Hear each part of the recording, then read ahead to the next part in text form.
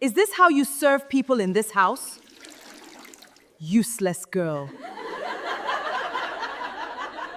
Beggars carrying trays and still can't get it right. Was she born this stupid, or did poverty do that to her?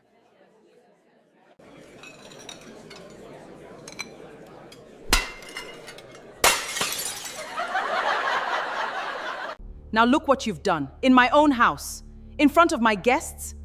Is this how your mother raised you, or did the streets teach you nothing? Is this how you serve people in this house? Useless girl. Darrow grabbed the wine glass off the tray and poured it out right there on the floor. The room burst into laughter. Beggars carrying trays and still can't get it right. Sarah folded her arms, chin up. Was she born this stupid, or did poverty do that to her? Some people just don't belong in rooms like this, Gabby said, loud enough for everyone to hear. At all, Seo added, wrinkling her nose. Ada bent down and started wiping the floor. Someone kicked the tray out of her hands and the rest of the glasses went down with it. The room roared. Now look what you've done. Darrow's voice rose, pulling every eye toward the girl on the floor. In my own house. In front of my guest. Is this how your mother raised you, or did the streets teach you nothing? Ada didn't answer. She kept picking up the pieces, her jaw tight, her hands moving slow and careful. Bea watched her from across the room, smiling in a way that made her stomach turn. Darrow walked over and stood above her. You will kneel there and clean it, because that is all a girl like you is good for. The room laughed harder. Nobody moved to help. Nobody looked away either. She didn't cry. That only made them angrier. Yinka lifted her glass, watching Ada over the rim, and said nothing at all. 3 months earlier, none of this had even begun. I know some of you are watching and not dropping comments. Your comments really mean a lot to me, and I would be so glad if you can drop a comment to let me know you're still here. Where are you watching from? Now, if you've ever watched someone suffer in silence while the people around them had no idea who they were really mocking, hit that subscribe button right now, because you do not want to miss what happens to the people in that room. Let's go back to 3 months earlier. 3 months earlier, Amara stood in her father's study, staring at a folder she was not supposed to find. Her father, Chief Is, sat behind his desk, his hands folded tight, his eyes tired in a way she had never seen before. Papa, what is this? She asked, These numbers don't holding match. up the folder. It is nothing These you need numbers to know. don't match Then let's anything go to the board in the together. last Let's audit. expose it. He reached out and took the folder from her gently, closing it before she could see more. It's nothing you need to worry about. Papa, I run half of this company with you. If something is wrong, I need to know. He looked at her for a long moment, then finally sighed. Someone inside is stealing. I don't know who yet. But I intend to find out. Amora felt a chill move through her chest. Then let's go to the board together. Let's expose it now. No, his voice was firm, almost desperate. Not yet. If I move too fast and I'm wrong about who it is, I could destroy an innocent person's life. I need proof first. She wanted to argue, but something in his eyes stopped her. 3 days later, he was dead. The hospital called it a heart attack. Sudden, unexplained, convenient. Amara sat through the funeral in a black dress that felt like it belonged to someone else, shaking hands with people who smiled too easily for a room full of grief. It was 2 weeks after the burial when the lawyer called her into his office. Your father changed his will before he died, the lawyer said, sliding a document across the table. He transferred his controlling shares. Not to the board. Not to his brother. To you. Amara stared at the paper, her hands trembling. Why didn't he tell me? I imagine, the lawyer said carefully, he didn't want anyone else to know either. That night, alone in her father's study, Amara understood something that turned her stomach cold. Her father hadn't trusted anyone in that company enough to tell them the truth. Not the board. Not his own brother. Only her, and only in secret. Which meant whoever killed him, if he was killed, was still inside those walls, still sitting in those meetings, still smiling at her at events like nothing had happened. If she walked in tomorrow announcing herself as the new majority shareholder, that person would know exactly what she knew, and exactly how much she didn't. She would be a target with a target's warning, and no evidence to protect herself. She needed to get close without anyone knowing who she was. That was how she found Dara. A cousin twice removed mentioned it in passing at the funeral repast, complaining about her friend Dara needing house help and how impossible it was to find anyone reliable these days. Amora had barely been listening until the next sentence caught her. Her husband, Beo, sits on the finance committee somewhere. Big company, I don't remember the name. It was her father's company. 3 weeks later, Amora stood outside Dara's gate in a plain dress, carrying a small bag with nothing but a change of clothes and a fake name written on a borrowed identification card. Ada.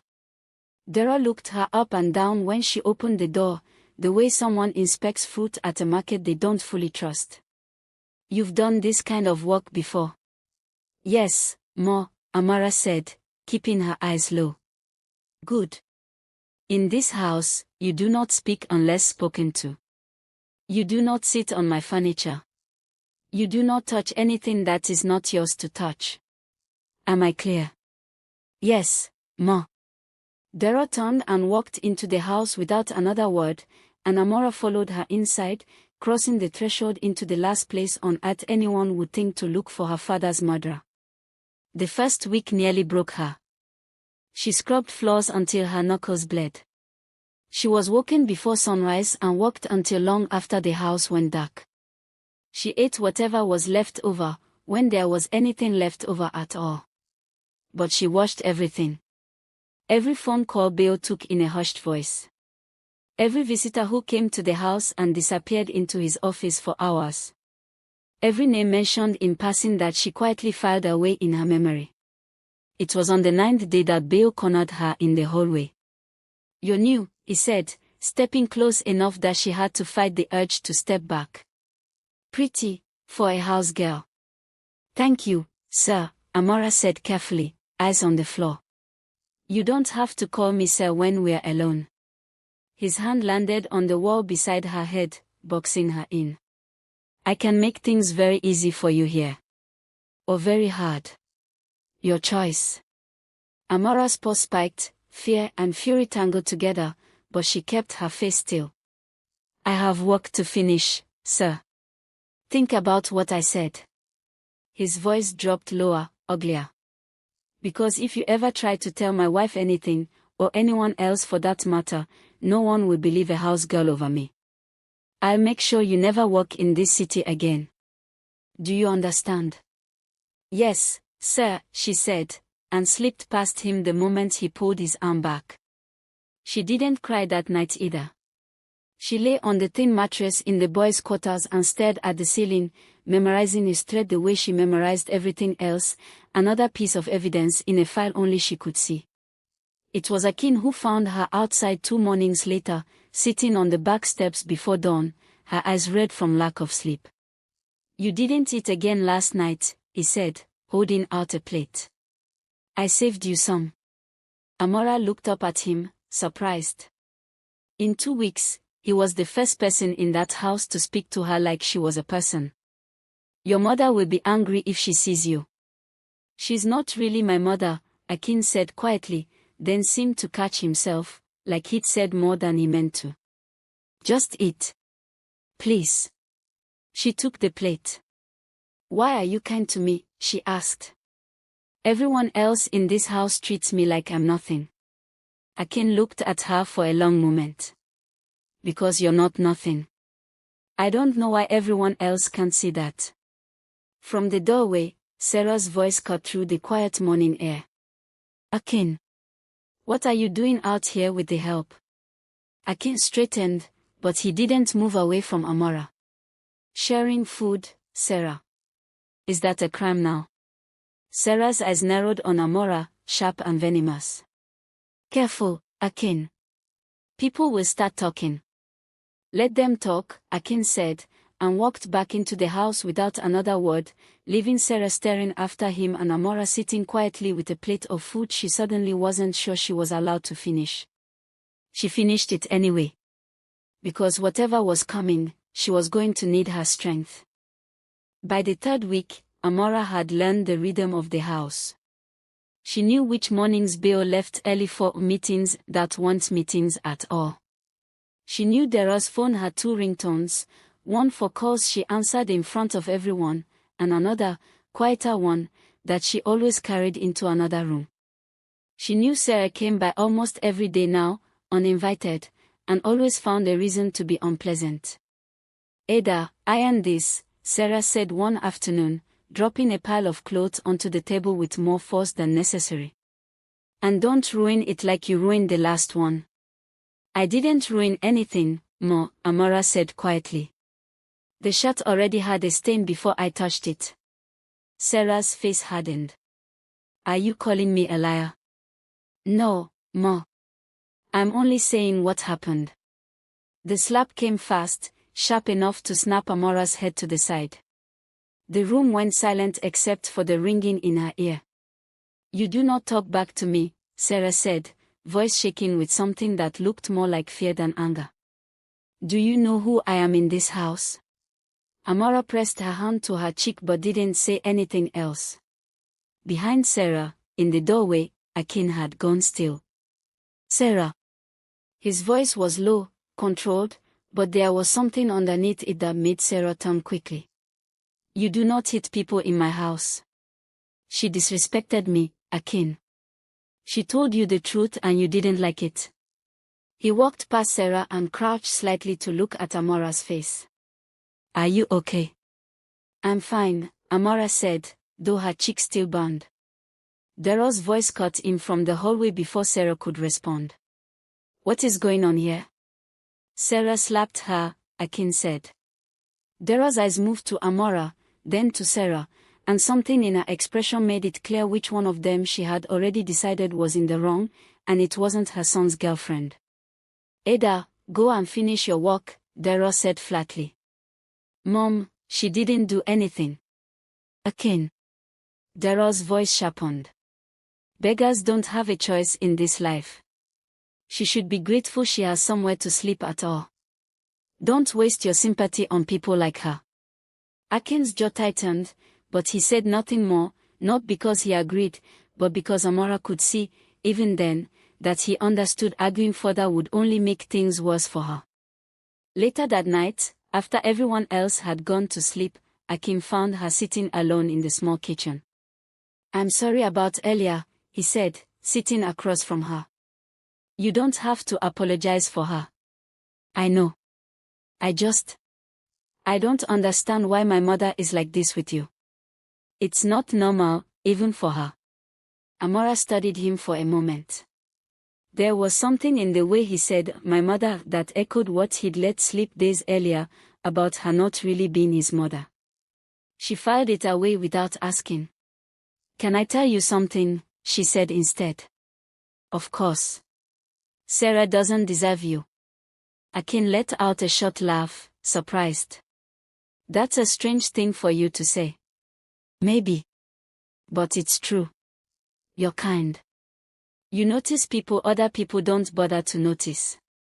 She slapped someone in your own house and your mother defended her instead of you. That should tell you something. Akin didn't answer right away.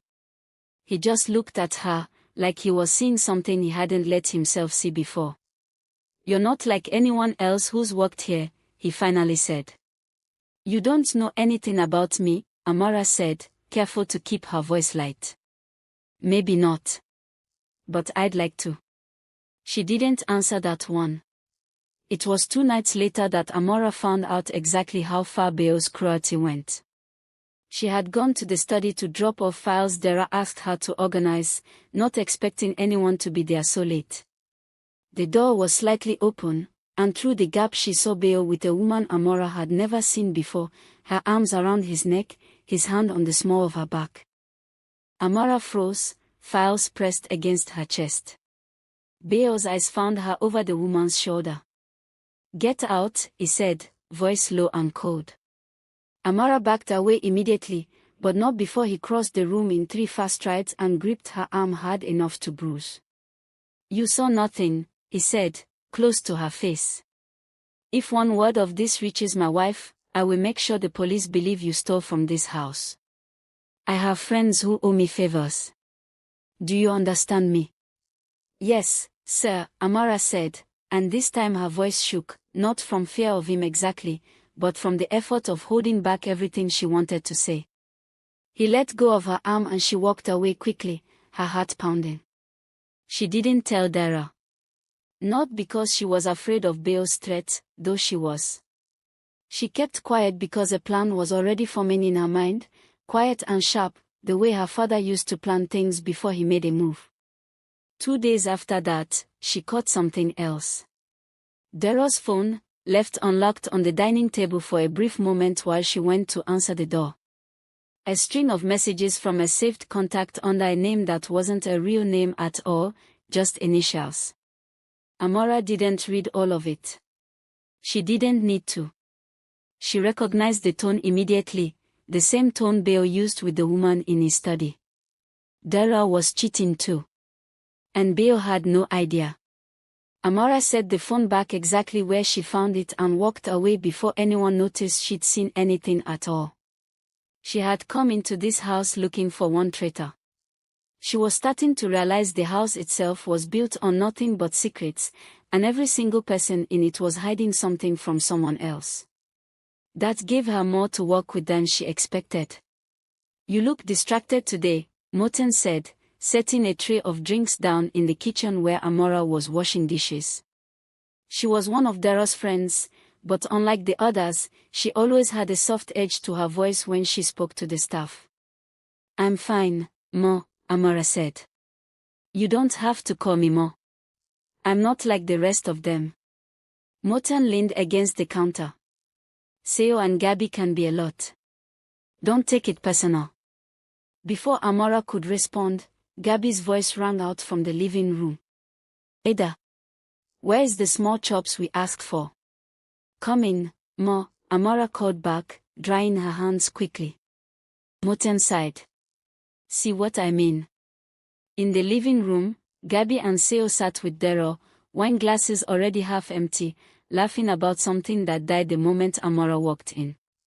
Finally, Seo said, waving a hand toward the tray. "We thought you got lost in the kitchen." "Or maybe she can't count to 3, Gabby added, smacking at her own joke. Dara laughed along, though her eyes stayed fixed on her phone, distracted in a way Amara had learned to recognize. She was messaging someone. Amara already knew who. "Ada, when you're done, go and tell Oga Beo his tea is ready," Dara said without looking up. Amara nodded and left the room. In the hallway, she passed Beo's study, where his voice carried low and irritated through the door, on a call with someone about numbers not adding up on a shipment. She knocked softly. "Enter." Beo sat behind his desk, phone pressed to his ear, waving her in with the tea without breaking his conversation. Amara set the cup down and turned to leave, but his hand caught her wrist. "Wait," he said into the phone. "Let me call you back." He hung up and looked at her, that same unsettling smile creeping in. "You've been quiet. I like that in a woman." "I have work to finish, sir." "Sit for a minute." "Sir, if Madam calls for me." "Madam is busy with her friends," he said, standing. "She won't even notice." Amara stepped back toward the door. "I saw you with someone in this study 2 weeks ago, sir. I kept quiet like you asked. I would like to keep it that way." Something flickered across his face, somewhere between anger and caution. "Are you threatening me?" "No, sir. I'm only reminding you that I've been very good at keeping secrets. I would like the same courtesy in return." Beo studied her for a long moment, then sat back down slowly. "Fine. Go." Amara left the study with her paws hammering, but her face calm. That was the first move. The second one came 3 days later. She waited until Dara was alone in the kitchen, pretending to organize the spice rack while Dara scrolled through her phone at the table. "Madam," Amara said carefully, "may I ask you something?" Dara glanced up, surprised. "What is it?" "It's not my place, but I saw something in the study some weeks back. I didn't want to say anything because I wasn't sure if it was my business." Dara's eyes sharpened. "What did you see?" Amara hesitated, just enough to look reluctant. "Ogabeo. With a woman. I didn't recognize her." The silence that followed stretched long enough that Amara wondered if she'd misjudged how Dara would react. Then Dara's hand tightened around her phone. "Get out," she said quietly. "And if you repeat this to anyone else in this house, you will regret it." "Yes, Ma," Amara said, and left the kitchen before Dara could see the satisfaction she was fighting to keep off her face. She hadn't lied. She hadn't needed to. She'd simply pointed to people already standing on cracked ground toward the exact spot where the ground would break. By that evening, the house was a different kind of tense. Dara and Beo's voices rose behind their bedroom door, sharp accusations flying back and forth, years of resentment spilling out at once. Amara stood in the hallway pretending to fold laundry, listening without needing to hide it, because no one in that house was paying attention to her anyway. It was Morten who found her there.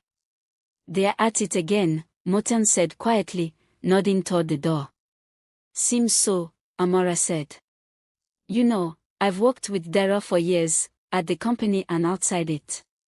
She wasn't always like this." Morten studied Amara for a moment. "You're not like the other house girls we've had either." Amara kept her expression neutral. "I don't understand, Mo. I don't know. Something about you. You watch everything. You don't miss anything." Morten shrugged. "Maybe I'm overthinking it. Anyway, I actually came to tell you something. We need extra hands at the office tomorrow for an event. Dara said you should come and help serve." Amara's chest tightened. The office. Her father's company. The place she hadn't set foot in since his funeral. "Yes, Ma," she said. "I'll be there." That night, lying awake in the boys' quarters, Amara thought about what Morten said.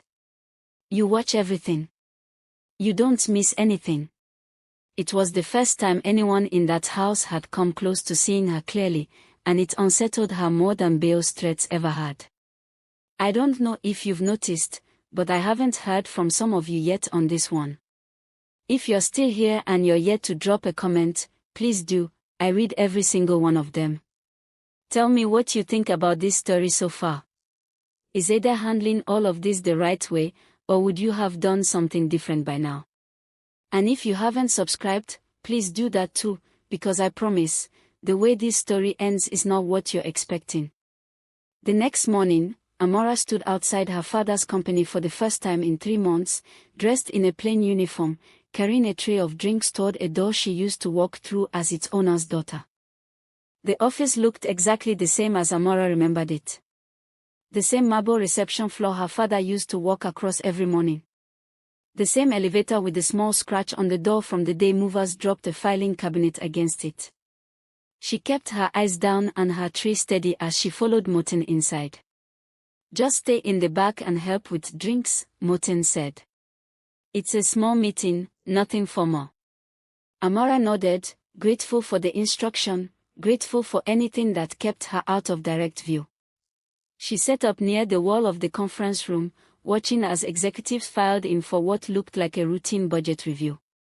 She recognized half of them. Men who used to shake her father's hand at company dinners, who had cried, or pretended to cry, at his funeral. None of them looked at her twice. Except one. An older man, grey at the temples, sat near the end of the table reviewing documents. When he glanced up and his eyes landed on Amora's face, he went still. He looked away, then looked back again, like he needed a second confirmation that what he was seeing was real. Amora's heart dropped. She recognized him too. Mr. Uche. Her father's old personal accountant, the man who used to bring her sweets as a child whenever he visited the house. He had left the company shortly after her father's death, something about early retirement that never quite made sense to her at the time.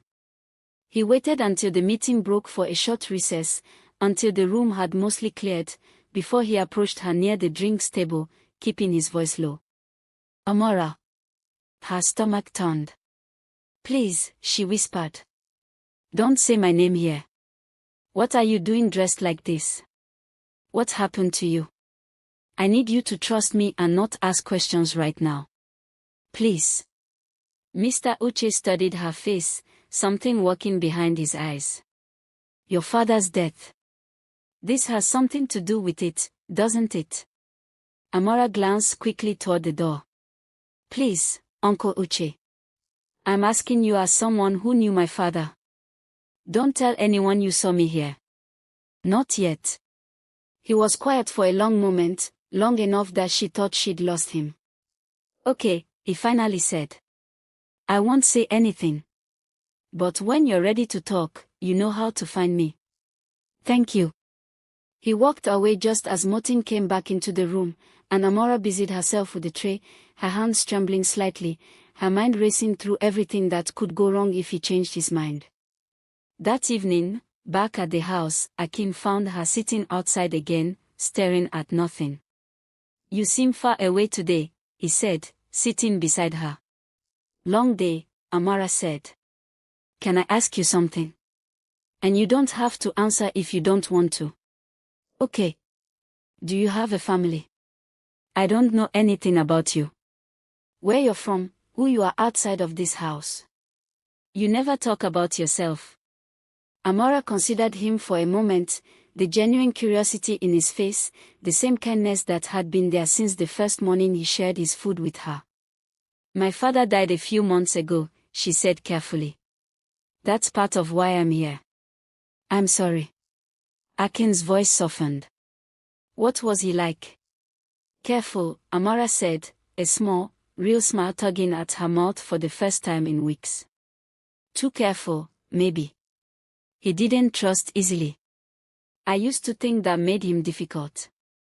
Now I understand it probably kept him alive longer than it should have. Akin didn't press further, just sat with her in the quiet for a while. Can I tell you something too? He finally said. Dara and Beo aren't my real parents. Amora turned to look at him fully. What do you mean? My real parents died when I was young. A car accident, I was told. Dara and Beo took me in not long after. I only found out I was adopted a few years ago, by accident, going through old documents in Beo's office. He paused. I don't know much else. Beo gets strange whenever I bring it up. Won't tell me anything about my real family. Amora's mind moved fast, connecting threads she hadn't thought to connect before. Do you know your parents' names? Anything at all? Akin shook his head. No. That's the strange part. It's like every record of them just disappeared. Amora filed that away carefully, a new thread pulling loose from a knot she hadn't even known was there. 2 days later, Mr. Uche called the burner number she'd given him. I did some digging, he said, voice tight. Quietly, the way you asked. Amora, there's something you need to know. What is it?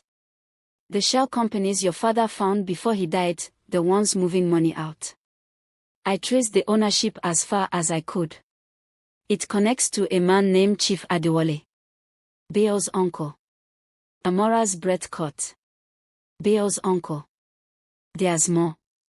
About 15 years ago, Chief Adewale was involved in a dispute with a business partner over a company they built together. The partner died in an accident. Chief Adewale ended up with full control. Uche's voice dropped lower. The partner had a young son. The boy disappeared from public record right after, no more news, nothing. The pieces slammed together in Amora's mind all at once. Akin, she whispered. What? Nothing. Uncle Uche, thank you. Please, be careful. Don't dig any further for now. I don't want anything happening to you. She hung up and sat with the weight of what she'd just learned. Beo's uncle hadn't just been stealing from her father's company. He had been the one behind whatever happened to Akin's real parents, years before any of this began, and somewhere along the way, the same greed that destroyed one family had reached out and touched another. Everyone in this house was connected to a theft they didn't even know they were part of. And somewhere close by, Yinka was still smiling at every party, still waiting for her moment, still certain no one would ever trace anything back to her. She was wrong. You wanted to see me? Yinka asked, stepping into the small office Amara had asked Morton to arrange, under the excuse of a private word about an upcoming event. Yes, Amara said, closing the door behind her. I wanted to ask you something about my father. Yinka's smile flickered, just slightly. Your father? Chief is. Amara washed her face carefully. I know you knew him well. Better than most people, actually. I don't know what you're talking about. I found the messages, Yinka. The ones you sent him. The ones he never answered the way you wanted. The color drained slightly from Yinka's face, but she recovered fast, her voice turning sharp. Who are you? Why are you asking me these things? Someone who wants to know why a man who trusted almost no one ended up dead 3 days after finding proof that someone was stealing from his company. Amara stepped closer. You couldn't have him. So you decided no one could. You don't know anything, Yinka snapped, but her hands had started to shake. I know you were the last person to see him alone that night. I know Chief Adewale needed the fraud to stay buried, and you needed Chief East to disappear before he humiliated you any further by rejecting you in front of people who mattered. Two people who wanted the same thing don't need much of a reason to help each other. Yinka's composure cracked completely. He deserved it. Do you know how many times I tried with that man? How many times he looked past me like I was nothing? And for what? For his precious company, his precious daughter he wouldn't stop talking about. The room went silent. His daughter, Amara said quietly, is standing right in front of you. Yinka's face went white. You, she whispered. Me, Amara said. And everything you just said, I have on my phone, recording since the moment you walked in. Yinka lunged for the phone, but Amara stepped back, already dialing. 3 nights later, Dara hosted another party, the same living room, the same chandelier, the same crowd of people who had spent months laughing at a girl they thought had nothing. Ada carried the tray one last time, moving through the room quietly, taking her place near the wall as the guests mingled, unaware of what was coming. The doors opened, and every head turned. Amara walked in. Not in a uniform.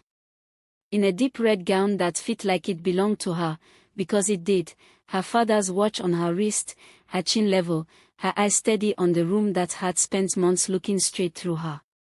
The room went silent. You, Dara breathed, wine glass frozen halfway to her lips. What is this? Why are you dressed like the majority shareholder of the company most of you work for? Amara said calmly. Because that's exactly what I am. Gasps rippled through the crowd. Sales glass slipped from her fingers and shattered on the floor, the same floor Amara had once knelt on to clean up broken glass while they laughed. This is a joke, Beo said, though his voice had lost its usual confidence. Ask your uncle if it's a joke, Amara said, turning toward him. Chief Adewale. The man who helped steal a company from a partner 15 years ago and left a young boy without parents or a name. She looked at Akin, whose face had gone completely still. A boy your family raised, not out of kindness, but to keep control of what was rightfully his. What is she talking about? Akin asked, looking between Beo and Dara. Mom. Dad. Neither of them answered. Your parents didn't die in an accident, Akin, Amara said gently. They were murdered by the same man who ordered my father's death. Chief Adewale wanted both companies, and he spent years making sure nobody connected the two. You're lying, Dara said, though her voice had gone thin. Yinka already confessed, Amora said. She's with the police right now, along with the financial records connecting Chief Adewale to both frauds. I've spent 3 months in your house, Dara, cleaning your floors and eating your leftovers, and every single day I was collecting exactly what I needed to end all of this. The room stayed frozen, no one laughing now, no one raising a glass. You knew this whole time, Sarah said, staring at Amora like she was seeing her for the first time. You let us treat you like that, and you knew who you were the entire time.